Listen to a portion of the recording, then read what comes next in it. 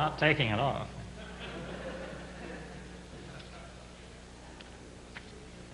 I'm proper. I'm wearing a tie. I thought it would be proper as well to wear this shirt on this occasion. My wife gave me this for Valentine's Day.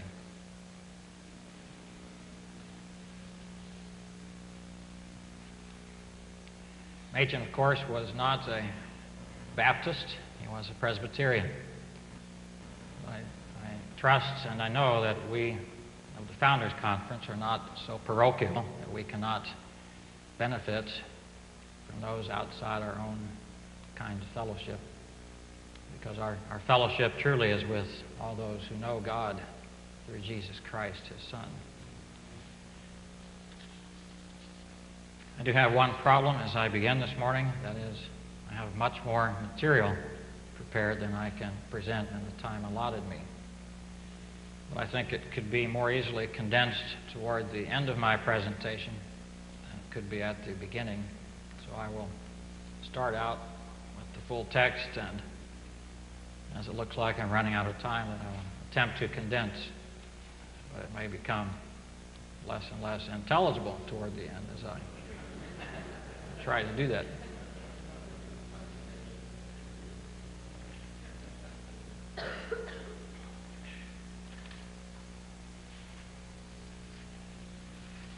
Did you perhaps see this cartoon in the comics of last Sunday's paper? You probably can't read it from there, can you? It is Non Sequitur by Wiley Miller from Sunday, March 8th. I always suspected that Wiley Miller was a liberal. This comic strip confirmed it. It shows a bunch of animals. The characters in his strips are animals, and there is a bear with some kind of clerical garb standing before an audience of other animals, one of which is a little rabbit. And this bear raises his arms and says, "Let us all give praise, for ours is the one true faith." Then the little rabbit speaks up and says, "Pardon me, but the very essence of faith is a belief in the existence of something that can't be proven. So naturally, everyone believes their faith is the right one. This makes all faiths equally valid, giving no one the right to claim any religious superiority." In the next panel, the rabbit continues, "So let's just practice our faith in the time-honored tradition of religious tolerance."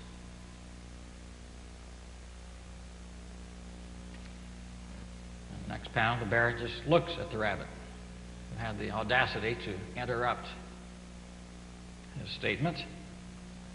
And in the final panel, the bear is standing there, arms extended again, his cheeks full, and as he burps, he says, muffled because his mouth is full of rabbit, apparently, "Thay hallelujah."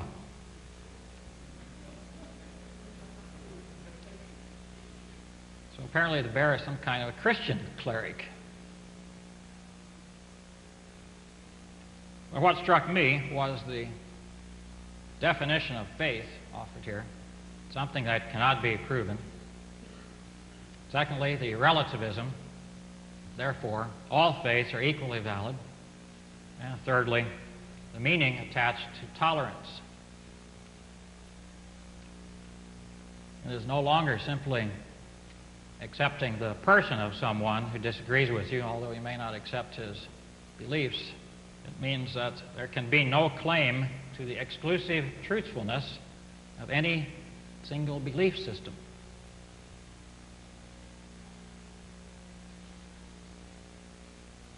What is the central intellectual characteristic of the 20th century? Arguably, it is the loss of belief in truth, objective and absolute truth. We might call it truth with a capital T. That which is true for all people, in all times, and in all places. Examples of this kind of truth would be the assertions that the universe and all it contains was created by an infinite and personal God, or that human beings were designed for perfect fellowship with this God, but have rebelled against him, or that the greatest well-being of humans is attained by receiving the mercy and favor of this God. This, of course, is the kind of truth found in the Bible. The problem with this for some people is that these assertions incorporate what is called, it's kind of a technical term, meta-narrative. Meta-narrative is an overarching worldview that explains all and is presumed to be true for all humans on planet Earth. The current fashion in some circles is to deny the validity of any meta-narrative, an approach that is often associated with the cultural tendency that is called postmodernism. The result is a subjective individualism, each person having his own view of things or his own truth, but no one possessing truth that is valid for all. That's the viewpoint expressed by this cartoon strip. This outlook spills into ethics and morality, producing the moral anarchy and the social pathologies that we observe today. This way of thinking, however, did not originate with postmodernism in the late 20th century, but is evident within an earlier movement called modernism, and was confronted by some individuals early in the century. One of those who confronted it was Gresham Machen.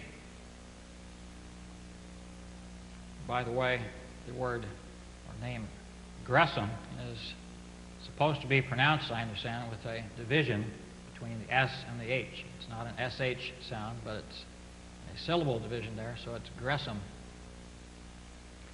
On May 3, 1915, this young New Testament scholar ascended a speaker's platform at Princeton Theological Seminary to deliver an address. The occasion was his inauguration as assistant professor of New Testament, after having taught Greek at Princeton Seminary since 1906. Machen's induction into the faculty was a momentous event, both for him and for the institution. It was to prove momentous for the institution because in later years, controversy would swirl about Machen, leading to the reorganization of the seminary in 1929. It was momentous for Machen personally because it marked the culmination of a long intellectual struggle regarding the testimony of the New Testament to the origins of Christianity. Thus, Machen was about to enter upon an academic position that he did not reach easily nor take lightly. And his address on this occasion would confront what would become the burning intellectual crisis of the 20th century. First, a little background. Gresham Machen was born in 1881 of Southern Presbyterian ancestry and grew up in Baltimore. He attended Johns Hopkins University to study classics. Machen, by the way, was very proud of his Southern heritage. He was a student at Princeton Theological Seminary from 1902 to 1905, and upon graduation went to Germany to attend the universities of Marburg and Göttingen for the 1905 and 06 academic year. During his years at Princeton and in Germany, Machen underwent a difficult intellectual struggle over the question of the truthfulness of Christianity as it is presented in the New Testament. He returned to Princeton to teach Greek in the fall of 1906 without having resolved his intellectual difficulties. Those difficulties would be resolved only gradually over the next several years. Machen finally saw his way clear to seek ordination in the Northern Presbyterian Church, which was a requirement for joining the Princeton Seminary faculty. And subsequent to his ordination, he was installed in the regular faculty at Princeton Seminary in 1915 on the occasion of the address mentioned earlier. Machen went on in the 1920s to sound a warning against theological liberalism in the church and to support an unsuccessful effort by theological conservatives to regain control of the Northern Presbyterian Church. He is perhaps best known for his 1923 book, Christianity and Liberalism. There's an excerpt from that book on the back of my T-shirt after the address. If you'd like to see it, I'll be happy to take off my coat and show it to you. Upon the reorganization of Princeton Seminary in 1929, Machen led in the establishment of Westminster Theological Seminary in Philadelphia. He later formed an independent mission board for which he was defrocked or removed from the ministry by the Northern Presbyterian body, and subsequently founded in 1936 what came to be known as the Orthodox Presbyterian Church. Machen died on January 1, 1937 in North Dakota while seeking to advance the interests of his fledgling denomination. What I wish to suggest in my paper this morning is that Machen serves as a Christian prophet for the modern era because he discerned the nature and the ramifications of the intellectual crisis of the 20th century, and he provided an appropriate evangelical response. This argument or thesis may be developed in a threefold fashion. First, I will try to show that Machen, by 1915, had discerned the roots of the intellectual crisis in the 20th century in an outlook known as historicism, which was grounded in a philosophical naturalism. Second, Machen, by 1925, had discerned the fruits of the intellectual crisis of the 20th century in a relativism that resulted from a consistent historicism and the corresponding loss of truth. Third, Machen, by 1935, had experienced the institutional expression of the intellectual crisis of the 20th century in an institutional policy based on power, loyalty, and expediency rather than on truth. First of all, the roots of the modern intellectual crisis. That takes us back to 1915. By the time of Machen's inauguration into the regular Princeton Seminary faculty, he had resolved to his own satisfaction the intellectual struggle that had troubled him for nearly a decade. I think probably by 1912, Machen had resolved his intellectual questions and was writing things by that time that indicated as much. This resolution was no sudden accomplishment, but was rather a gradual process that left few overt marks in Machen's life and writings between 1906 and 1912. In 1912, however, he published several significant articles which signaled his emergence from the clouds of doubt and uncertainty.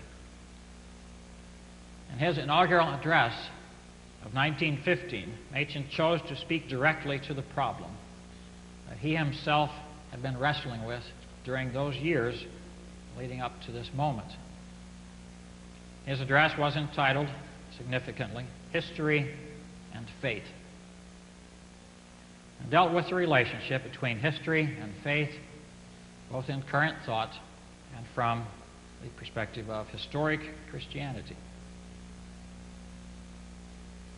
This address was not only personally significant for Machen, but continues to be important for other reasons as well. First, it was perceptive of contemporary intellectual trends, as I hope to demonstrate. Second, it was programmatic for Machen's future life and work. His scholarly and popular labors over the next 20 years seldom moved far from the concerns of this address. Thirdly, it was prophetic of the central intellectual issue for 20th century Christianity, and by extension, of the culture at large during the entire century. Machen's 1915 inaugural address makes it evident that he had discerned and here displayed the roots of the modern intellectual crisis in a historicism which was based on philosophical naturalism. The relevant aspects of Machen's argument here may be drawn out in several observations. In the first place, Machen recognized the ineradicable relationship between Christianity and history. He noted that, quote, the modern church is impatient of history, and that the separation of Christianity from history has been a great concern of modern theology, end quote, but that the effort had been a failure. Christianity cannot be separated from history, as theological liberalism attempted to do, because the gospel is, as Machen put it, information about something that has happened, end quote. A proclamation of something that God has accomplished in history, namely the death and resurrection of Jesus Christ. Second, Machen clearly and precisely defined the intellectual outlook known as historicism. His full statement is as follows. A supernatural person, according to modern historians, never existed. That is the fundamental principle of modern naturalism. The world, it is said, must be explained as an absolutely unbroken development, obeying fixed laws. The supernatural Christ of the Gospels never existed. That is Machen's statement. It seems that Machen's own intellectual struggle was occasioned by his own exposure to this outlook, which during the early 20th century was becoming increasingly prevalent in American intellectual circles. What is remarkable is the degree to which Machen's description, in that statement I just read to you, corresponds to reconstructions of this viewpoint by later historians.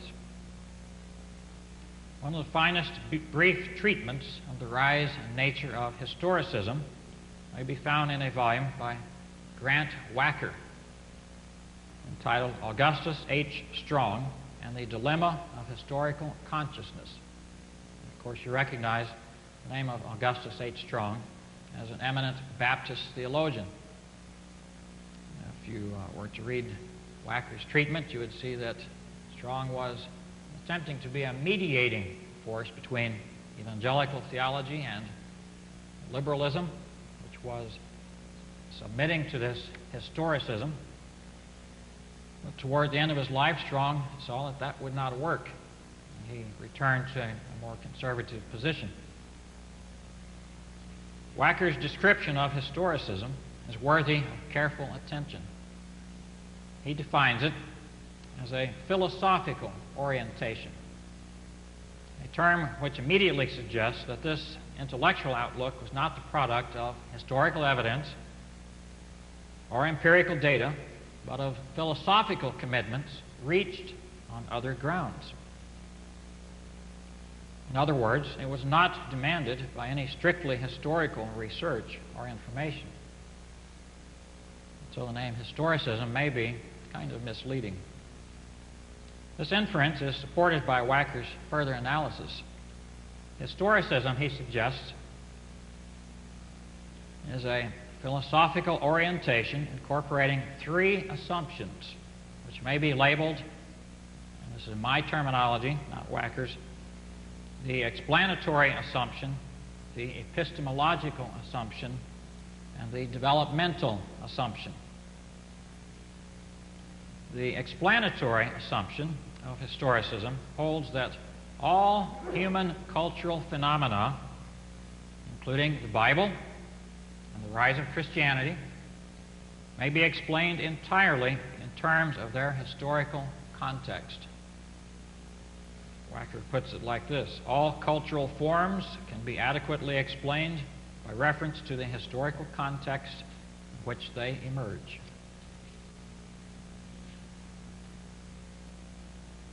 The epistemological assumption maintains that all human knowing, including religious belief, is the product of historical circumstance and context.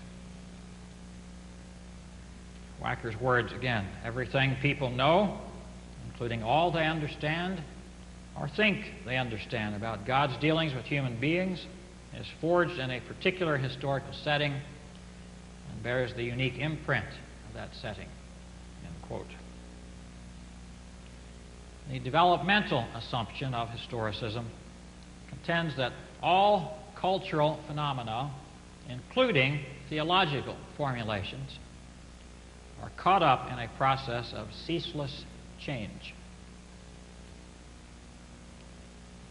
To quote Wacker again, all creations of the human spirit are swept along in a process of ceaseless change, governed by functional laws of social development, but not by any sort of preordained destiny.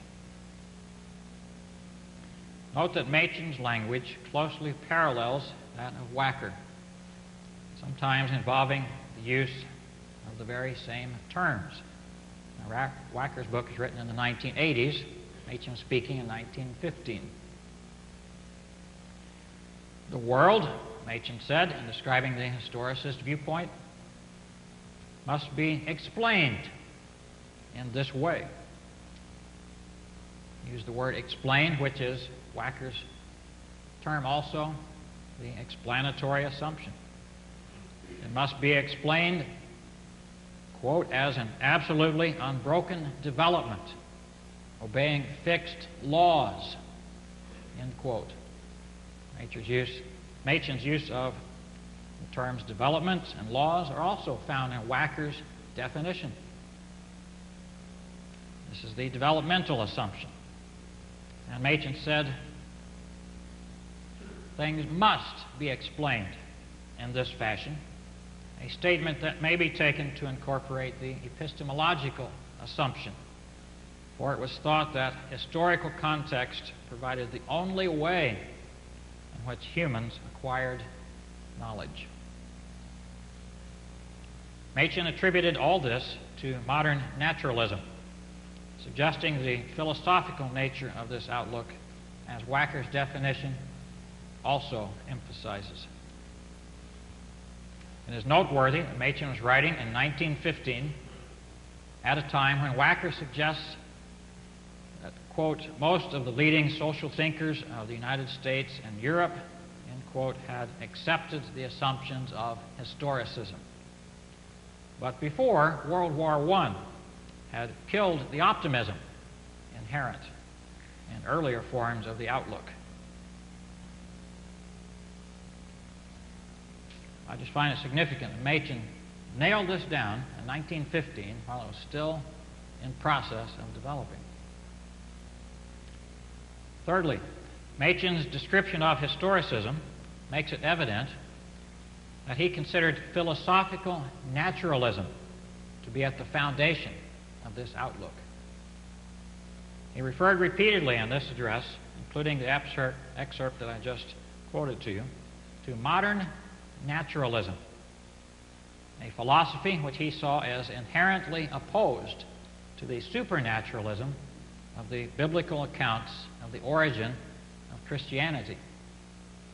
This is what Machen himself was wrestling with earlier in his life. Machen is using the term naturalism in the sense set forth by a dictionary of philosophy. It means a philosophical belief that what is studied by the non-human and human sciences is all there is, and the denial of the need for any explanation going beyond or outside the universe. In other words, no explanation can have God at its root.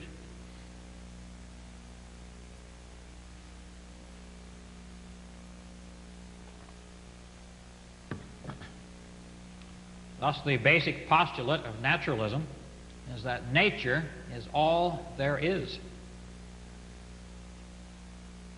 and that all phenomena must be explained solely as functions of nature without recourse to any presumed divine activity.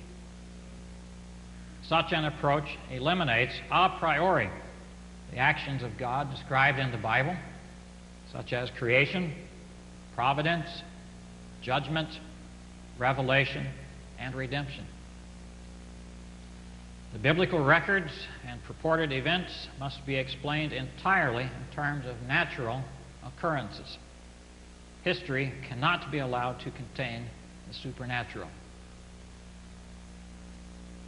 Machen saw such a naturalistic bias as inherent in the historicism he was describing. So does modern church historian Henry Warner Bowden. In a review of Wacker's book, Bowden mildly faults Wacker for not giving, these are his words, sufficient weight to the naturalism endemic to modern science in history or in the laboratory. In the field of biblical studies, as it was commonly practiced in Machen's day, as well as in our own, many scholars appear to have adhered to a methodological naturalism as a working assumption, regardless of their personal beliefs. Fourth, Machen recognized that a commitment to naturalism prejudices biblical scholarship. For example, while discussing the reality of the resurrection of Jesus Christ, Machen noted that, quote, the visionary hypothesis, which was a means of explaining the resurrection, may be demanded by a naturalistic philosophy, but to the historian it must ever remain unsatisfactory. That is, naturalistic presuppositions require that a naturalistic explanation or belief in the resurrection of Jesus be found. It is absolutely demanded. On the basis of this starting point, the conclusion of the historical investigation is determined in advance. It will be a naturalistic conclusion. The one conclusion that will not be allowed is the one that the New Testament itself provides, that God raised Jesus from the dead. Fifth, Machen himself utilized rational, critical argumentation to refute naturalistic biblical criticism. The bulk of Machen's address in 1915 was devoted to a carefully argued demolition of the liberal reconstruction of Jesus. I'll skip over a few sentences there. Machen, who is thoroughly familiar with modern New Testament criticism, pointed out ways in which the conclusions of historicist scholars did not fit with the evidence. So he not only dealt with presuppositions of the scholars coming into the investigation, he also dealt with the evidence and conclusions that they were handling and refuted them on their own level. Sixth, Machen claimed that a true biblical scholarship serves to open the way for faith.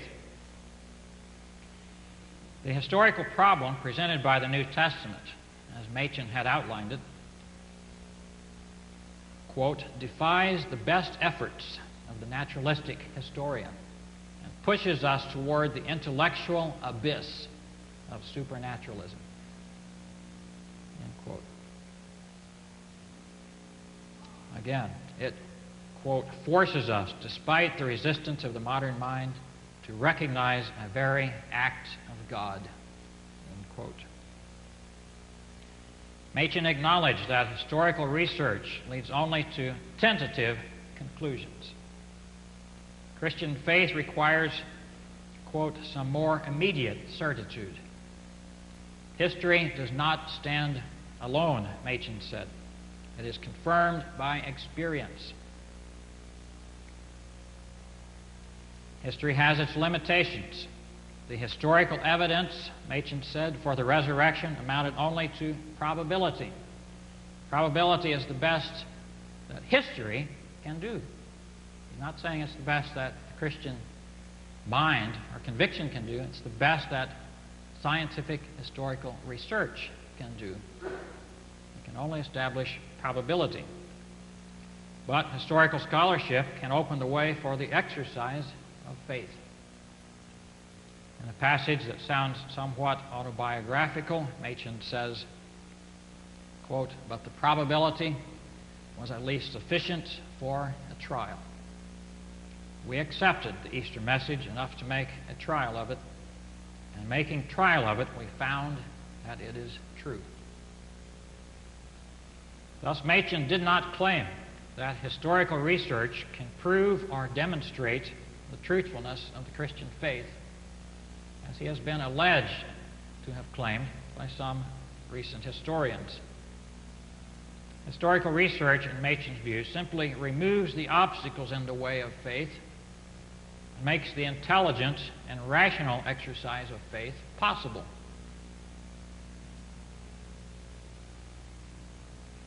So I think if we were to try to characterize Machen's apologetic, it would be a combination of the presuppositional approach with an evidential and historical approach. Seventh, Machen recognized the centrality of the issue of biblical authority in the modern debate and in the health of the church. He pointedly raised the issue by observing that some people, content with having found Jesus themselves, claim that they can afford then to be, quote, indifferent to the Bible, end quote, and are prepared to expose it to the ravages of a naturalistic criticism without apparent concern. Machen disagreed. He claimed that the Bible is a, quote, foundation, and that religious experience without a true Bible is untenable. Quote, if the Bible were false, your faith would go, end quote. Then, in words which were almost prophetic, Machen uttered this warning: you cannot, therefore, be indifferent to Bible criticism. Let us not deceive ourselves. The Bible is at the foundation of the church. Undermine that foundation, and the church will fall. It will fall, and great will be the fall of it. End quote. Machen went on to issue a call to decision to the modern church.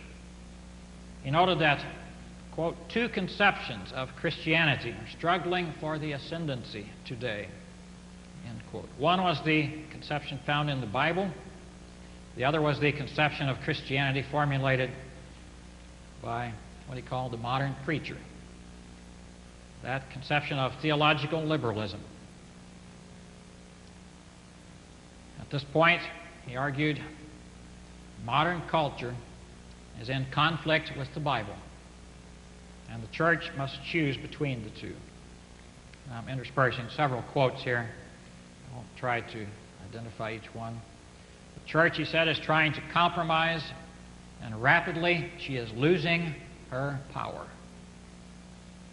God grant, Machen exclaimed, she may choose aright. God grant she may decide for the Bible. End quote. And may the church choose thus on no mere blind adherence to authority, but because the Bible is true. He said, the Bible is despised. To the Jews a stumbling block, to the Greeks foolishness, but the Bible is right. End quote. It is the Bible and its conception of God and of Christianity that holds the only antidote to the modern malady. Here is how Machen closed his address. A God who from the heaven of his awful holiness has of his own free grace had pity on our bondage and sent his Son to deliver us from the present evil world and receive us into the glorious freedom of communion with himself. There is much that could be noted with profit for Southern Baptists concerning Machen's stance in this 1915 address. We will confine ourselves to 3 lines of application relating to the authority, the content, and the study of the Bible. First, it may be noted that Machen's dictum with regard to the authority of the Bible stands vindicated, theologically and historically. Machen said, the Bible is at the foundation of the church. Undermine that foundation, and the church will fall. It will fall, and great will be the fall of it. Christian churches and Christian people have been assigned by God the task of presenting in words and representing in life the message of the Bible. Its message is all that we possess in the way of an external authority on which to rest our own hopes or to serve as the basis of a proclamation to the world. Such authority resides in the Bible as a whole or not at all. If we pick and choose in the Bible what we will believe and proclaim, then the Bible is no longer authoritative. For in that case, we are not believing something because the Bible says it, but because we find it appealing on some other grounds. And once the Bible loses its authority for us, then its message is in danger of being lost. This theological truth has been demonstrated historically.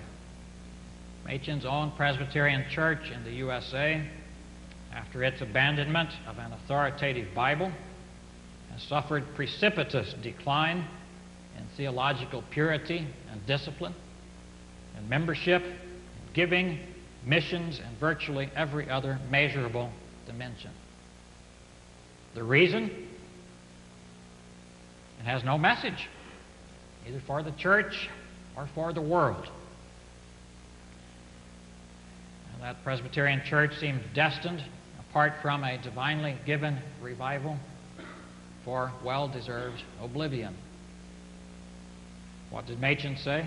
Undermine that foundation and the church will fall.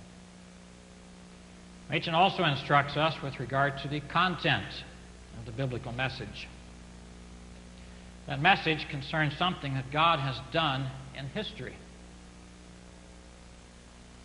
Machen wrote, the Bible offers news, not reflection on the old, but tidings of something new.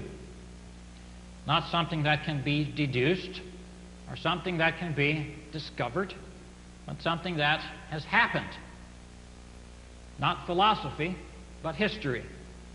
Not exhortation, but a gospel. End quote. This suggests, first, as Machen insists, that we cannot afford to divorce the biblical message from historical reality.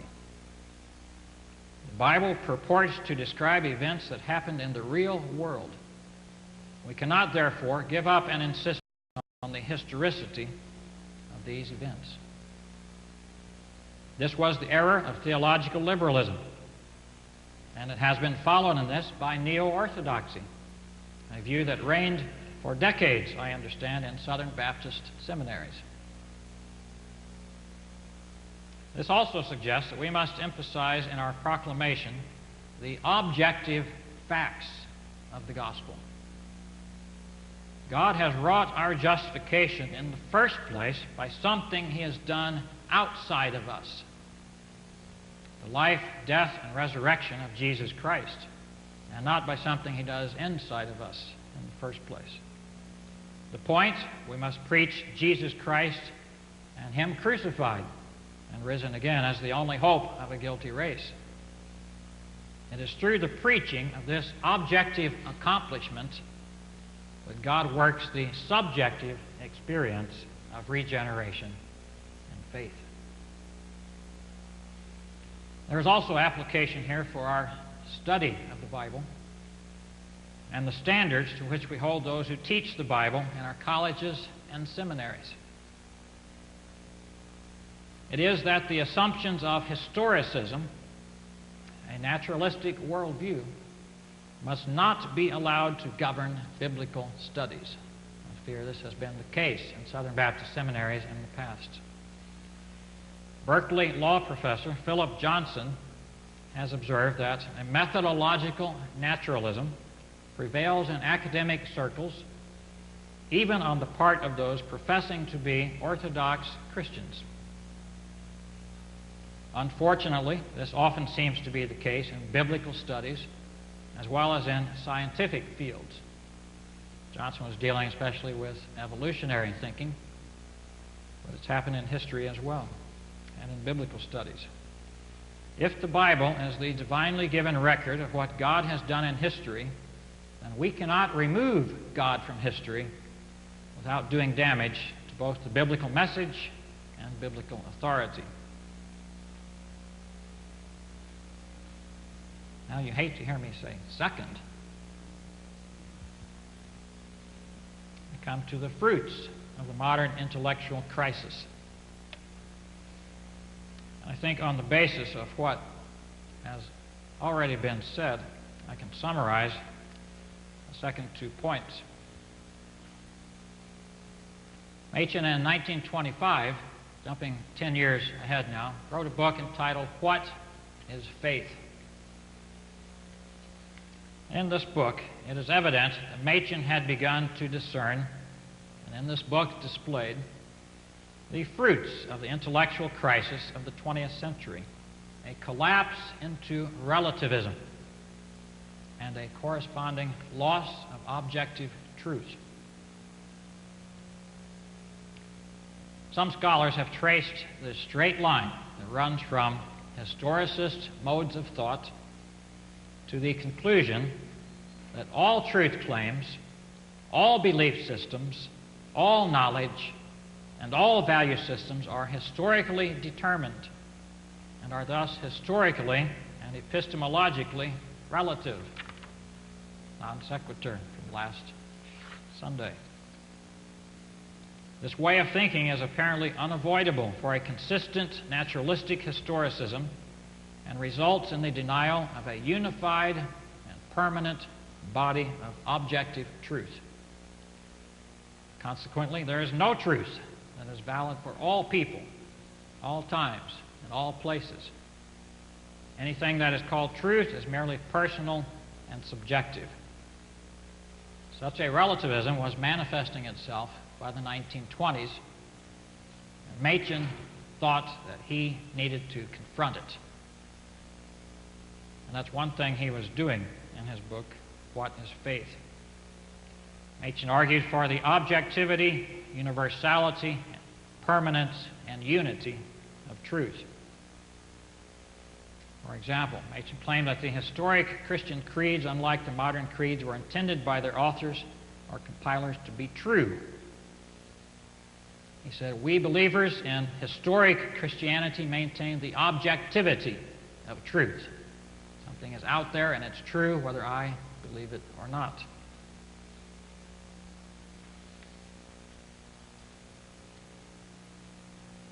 Machen also affirmed the permanence and universality of truth. He objected to the application of the pragmatist attitude, as he called it, to simultaneously existing nations and races, according to which it is contended that the Eastern mind and the Western mind are so distinct that the thought forms that suit one will not suit the other. Machen claimed, according to the logic of the pragmatist position, two contradictory doctrines may be equally good. For doctrine, in the opinion of the pragmatists, is merely the symbolic expression of an experience really inexpressible and must necessarily change as the generations pass. Here's the developmental assumption of historicism. There is, in other words, according to that view, no possibility that anything in the sphere of doctrine can be permanently and universally true. Machen's words. Machen seems to have been reacting to the historicist assertion that truth claims are culture-bound and non-transferable. In contrast, he denied that Christianity can be true for some people and not true for others. On the contrary, he claimed, it is true, we think, even for the demons in hell, as for the saints in heaven, though the truth does the demons no good. Again, the facts of the Christian religion remain facts, no matter whether we cherish them or not. They are facts for God. They are facts for angels and demons. They are facts now, and they will remain facts beyond the end of time. At bottom, Machen was concerned for the unity of truth.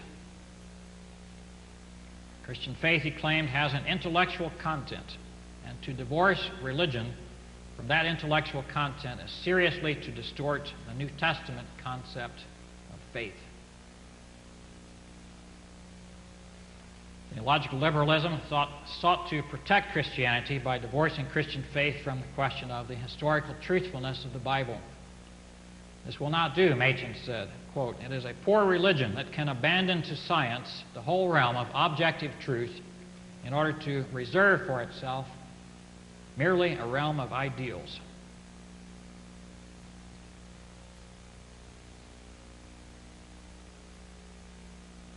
Machen said, if Christianity is founded upon facts, then it is not entirely independent of science. For all facts must be brought into some sort of relation. Therefore, it is highly misleading to say that religion and science are separate. Ultimately, there ought to be a real synthesis of truth. In Machen's conception, truth is a unified whole.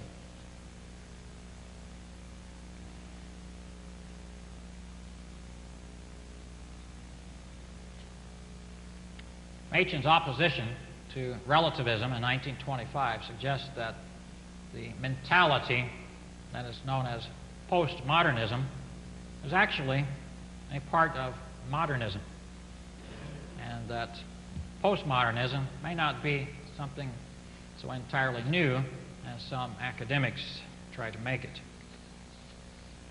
But in addressing this relativism at the time he did, at the end of the first quarter of the 20th century,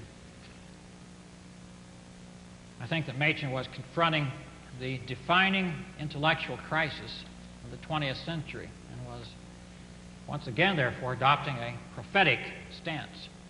Historicism leads to complete relativism. That is dangerous for the Christian faith, and it is dangerous for people. The lesson here for our current generation of Southern Baptists is similar to what it was in Machen's day. Certainly the prevalence of relativism is greater now than it was in the 1920s. But the standing of the Christian faith as a body of truth is the same. Historic Christianity claims to embody divinely revealed truth concerning the nature of God and his relationship with humans, and in particular, to contain revealed information concerning what God has accomplished in Jesus Christ. If what the writers of the New Testament said in the first century was true, then it is still true, regardless of current intellectual fashion. And it is the responsibility of evangelical Christians to maintain it as truth. As theologian David Wells has observed, the modern world is no more pluralistic than was the Roman world in the first century. It abounded with religions. Thus, in similar fashion to the Christians of the New Testament era, modern adherents of historic Christianity have an obligation to proclaim the message of the gospel and of the entire Bible as absolute and objective truth. It is not just our religious thing, or one personal opinion among many, but truth with a capital T. It is truth because it has been accomplished by God in history and revealed by God in that volume, which is uniquely His book, the Bible. Modern Christians are not originators of this message, but merely its stewards. And as Paul has said, it is required of stewards that they be found faithful. Not only faithfulness to God and to our calling is at stake, but to our fellow humans as well. For our world desperately needs to hear, amidst the contemporary morass of subjectivism and relativism, that there is truth, and that it provides the intellectual and spiritual answers that all people need. Thirdly, we may note that Machen experienced the institutional expression of the loss of truth in the modern world, the intellectual crisis of the 20th century. This came about as a result of Machen's founding and continued support of an independent foreign missions board.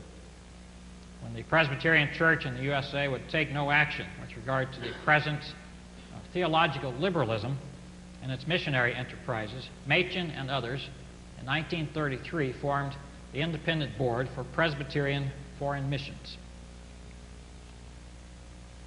The General Assembly of the Presbyterian Church declared in 1934 that such an action was unconstitutional, ordered the disbanding of the Independent Board and the severing of all ties to the board by members of the Presbyterian Church, and demanded the support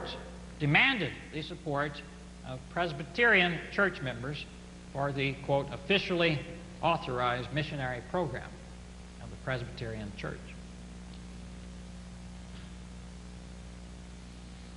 Machen refused to sever his connection with the Independent Board and to obey the order of the General Assembly. I'll skip Machen's argument. In response, the Presbytery of New Brunswick, New Jersey, appointed a commission in December 1934 to try Machen on several charges, all of which, observes Stonehouse, his biographer, quote, had in view only a single alleged offense, namely disobedience to the order of the General Assembly regarding membership and activity in the Independent Board.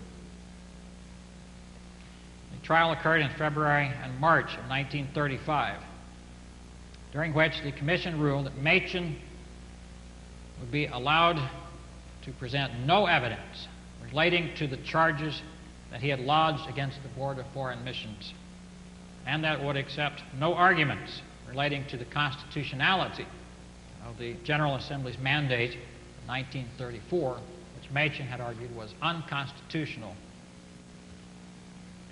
Thus, the issues that Machen raised were ruled out of order in advance, and there was left only the question whether he would submit to the demands of the Church.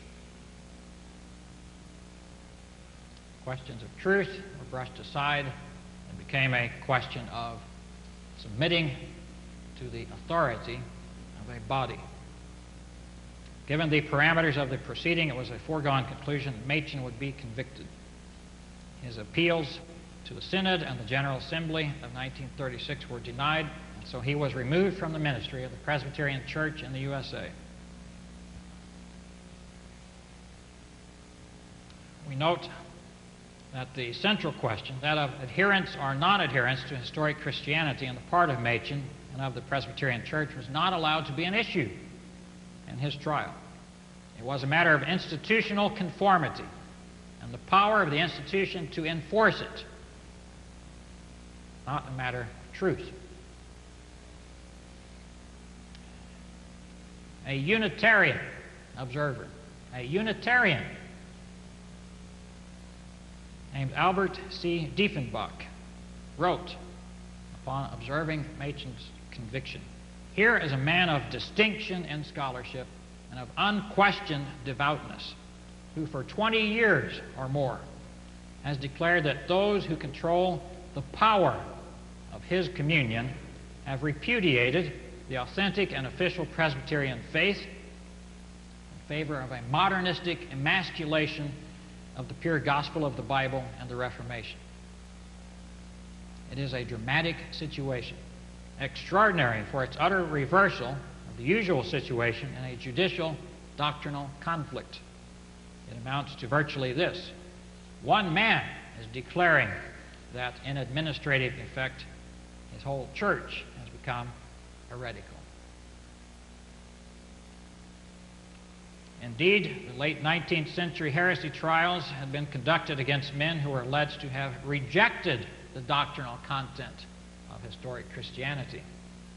Machen's trial was conducted against men who unquestionably adhered to the doctrinal content of historic Christianity, but who would not submit to the bureaucratic machinery of his church, which was controlled by those who were not committed to the historic faith. It had, in effect, become a struggle of power against truth.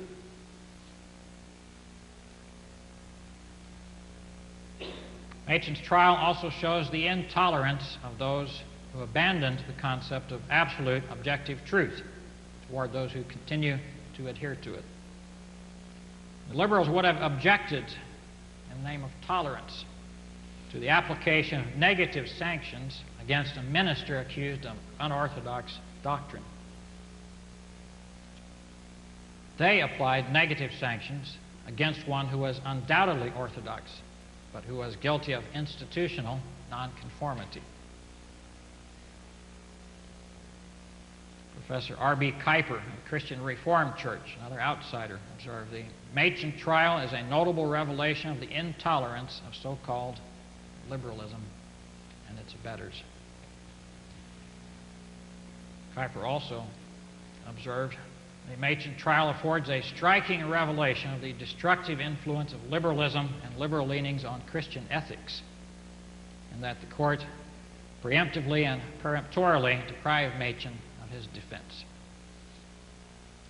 The message is exceedingly clear. Relativism in the realm of truth is accompanied by relativism in the realm of ethics. When the liberals finally exercised power, it was not tolerance that prevailed, but intolerance. Not justice, but power. Not truth, but institutional expediency.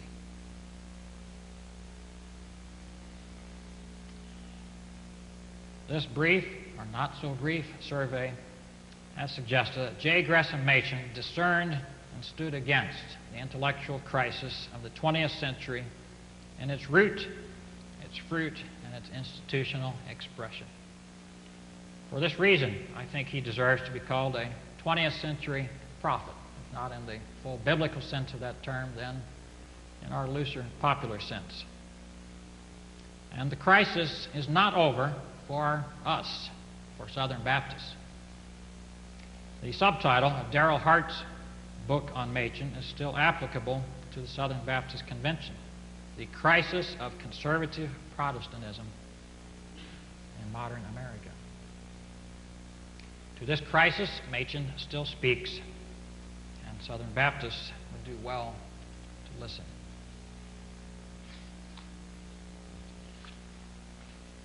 Thank you for enduring such a long presentation.